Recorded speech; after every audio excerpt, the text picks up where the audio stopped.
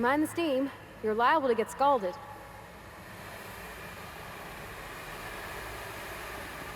Unexpected.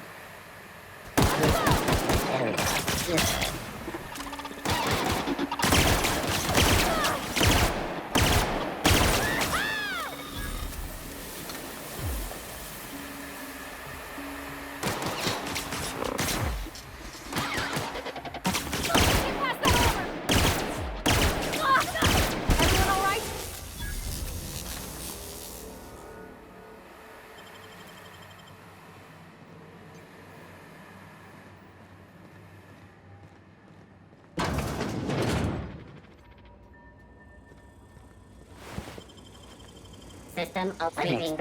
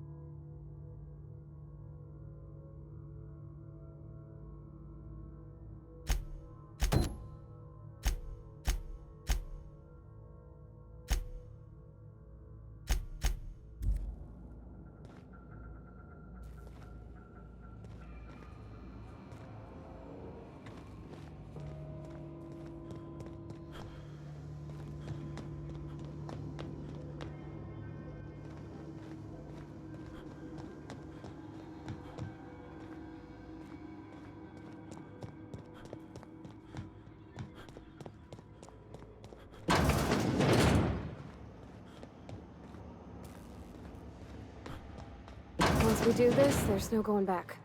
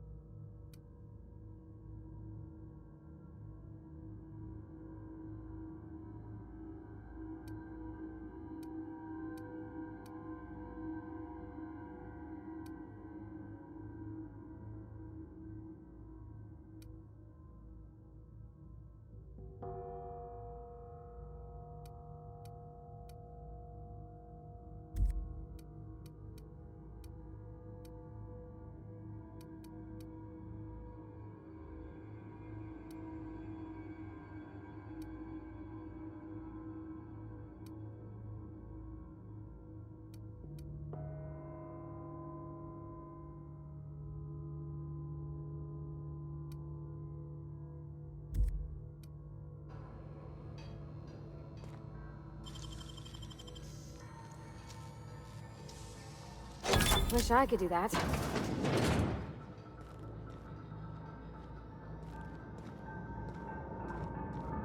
You're not real. You're not real.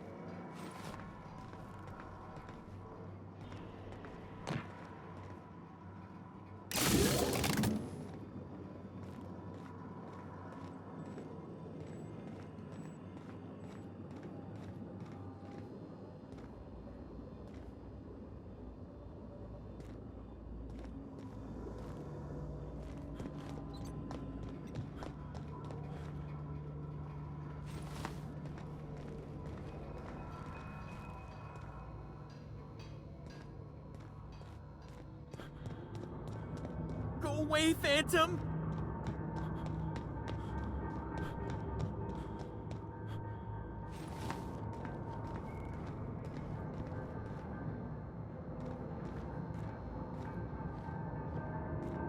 Go away, Phantom!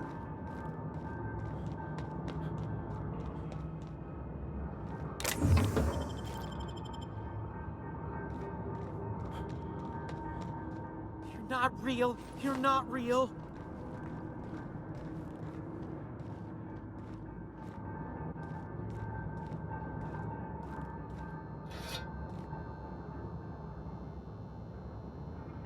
Go away, Phantom!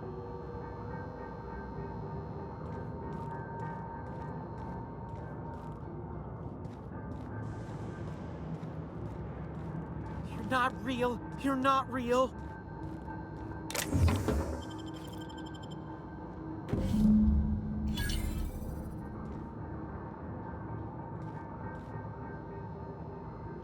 You're not real. You're not real. Get away from me, Phantom. Shoot. Scram.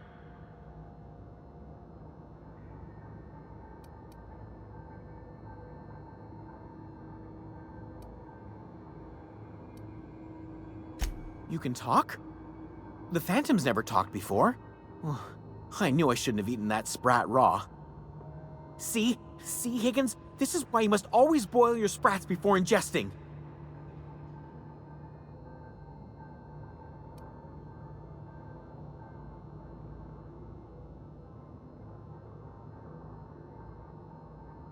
Clearly, I mistook you for one of the phantoms of my imagination, which terrorized me on occasion. Chester D. Higgins. The D stands for definitely not insane. I use it as a reminder.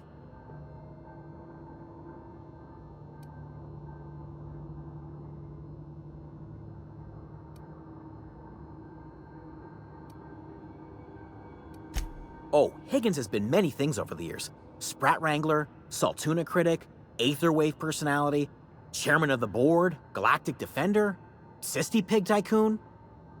I've come a long way for someone who started off as a simple engineer right here in this plant.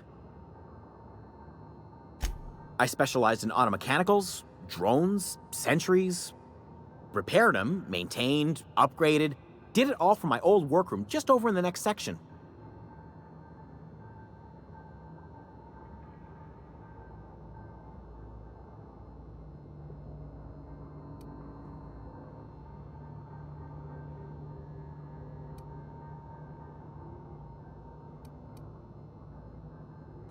Look, I don't want to fall into any trouble with the mechanicals. If they wise up to our plans, they will come for us. With prodding irons.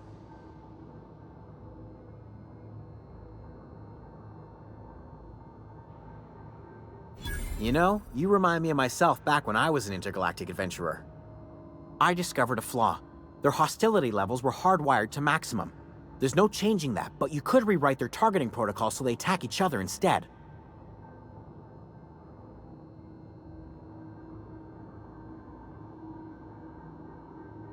Yes, that's exactly it. I see you're also versed in the noble art of mechanical engineering.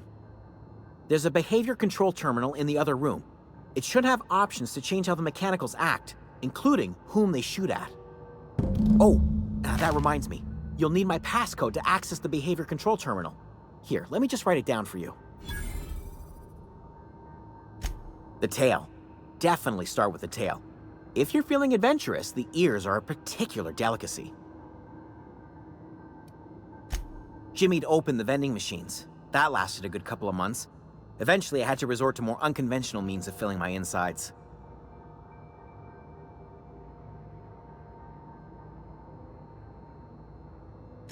Mechanicals lost their bolts. Opened fire on anything that moved. It was pandemonium. I was on cleaning duty at the time. My old boss had me scrubbing pipes when the killing started. So, as usual, I missed out.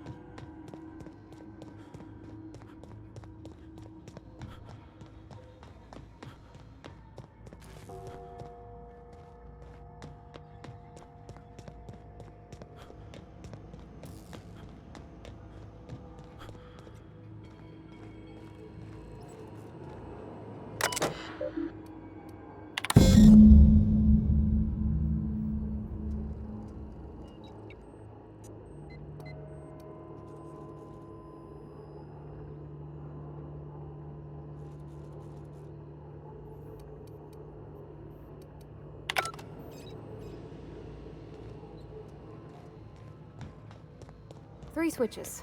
That'll be easy enough.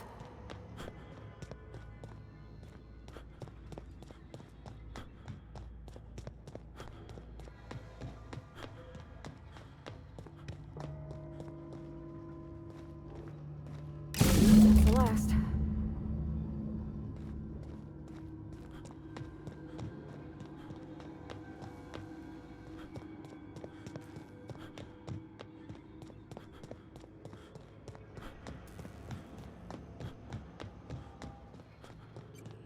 Hey, mister?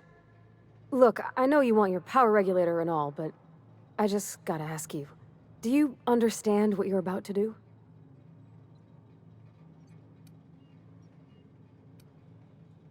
I don't think you should cut off Edgewater's power. I think it would be cruel.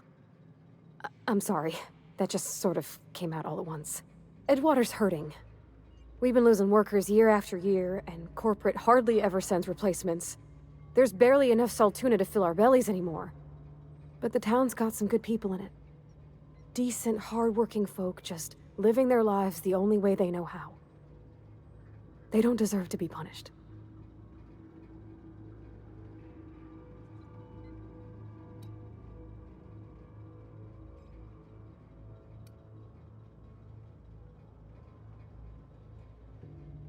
Miss McDevitt's built something beautiful. Somehow, she's talked the ground into giving life again. It's plain to see she's made the Vale a better place.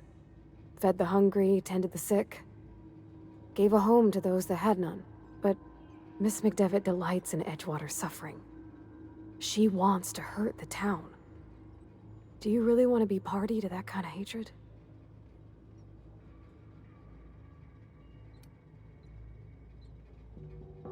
Well, that sure sounds like Mr. Thompson.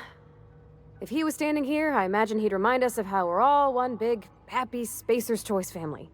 In Mr. Thompson's eyes, those deserters are still part of the Spacer's Choice family. The family must work together in order to survive. I hate to say it, but I think Mr. Thompson's got a point. Unless those deserters come back, Edgewater's as good as dead. Cutting off their power might be the only way.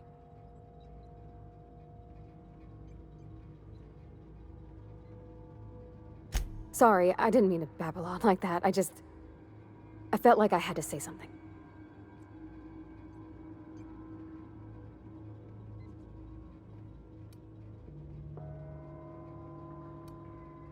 Really? I mean, wow. Thanks. No one's ever told me those words in that order.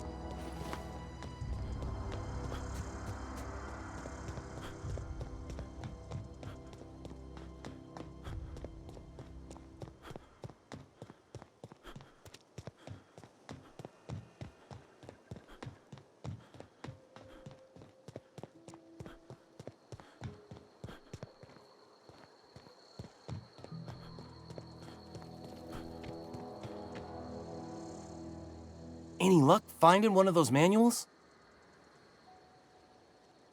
No kidding! Really? Well, which one?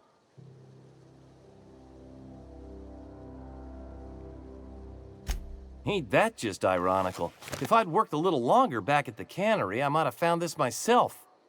2 whole data pads? Be still my beating heart. Oh, almost forgot your payment. Well, don't keep me in suspense. The geothermal plant? Now that is just incredible! You really went exploring down there? Adelaide always told us it was swarming with hostile mechanicals. That's a complete set. All 3 parts. I'm gonna be the greatest engineer Halcyon's ever seen. Aside from you, Ms. Parvati, I swear, I'll do you proud. I'm glad we could help, Thomas. I've been saving something for you. Just a little contraption I found. Should fit right into your outfit. What's on your mind?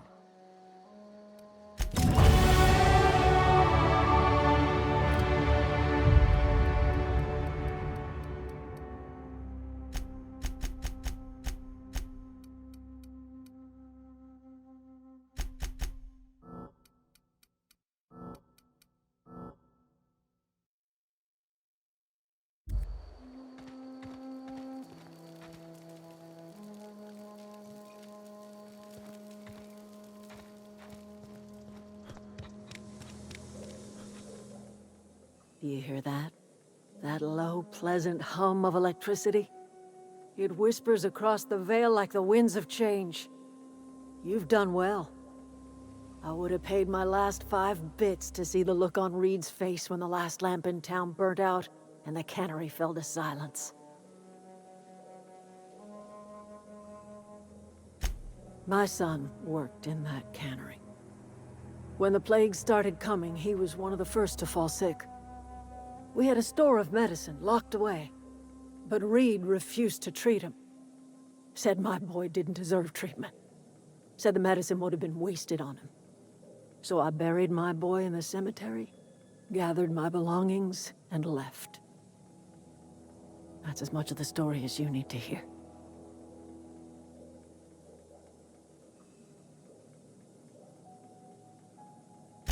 Blunt as a hammer. But you're right.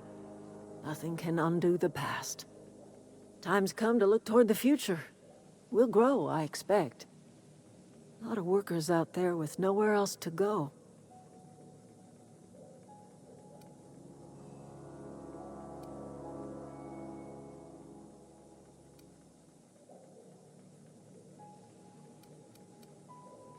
I don't look forward to turning folk away. Camp's gotta stay pure, though. Can't have corporate loyalists mixing with us, no matter how desperate they may be. I am curious. Why did you help us? You don't know who we are. You don't owe us a thing.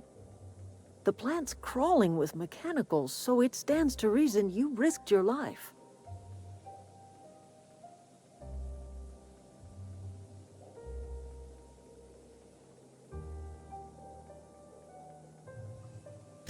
You're not quite like anyone else I've met.